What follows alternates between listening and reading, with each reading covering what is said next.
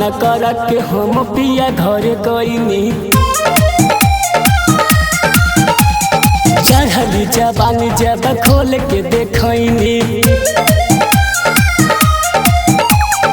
गवन कर के हम पिया घर गईनी। चढ़ली जवानी जब खोल के देखनी, दोनों रे जवाना से रोजो रोजो खेले रोटी ढोरिए पबेले। पिया बा हमार जब पादे रे अकेले रोटी ढोरिए पबेले। पिया बा हमार जब पादे रे अकेले रोटी ढोरिए पबेले।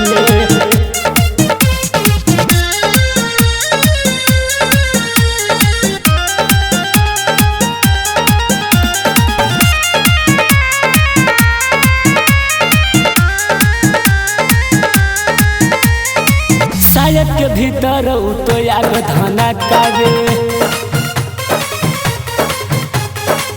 डाली के तेल छन छन कहवे।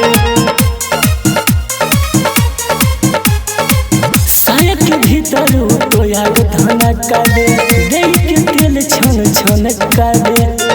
अलहर जवानी हम दर्द बड़ी झेले रोटी ढोरिए पबेले।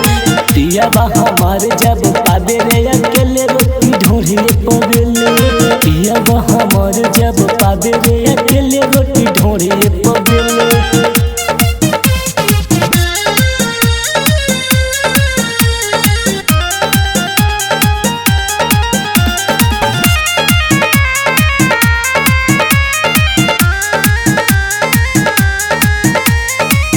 रीति रोशन से जिया पटी हुकारे,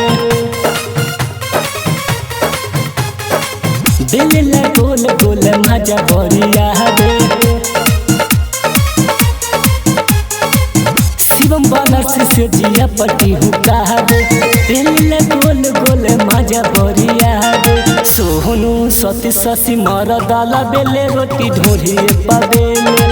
पिया बा हमार जब पादे रे अकेले रोटी ढोरिए पबेले। पिया बा हमार जब पादे रे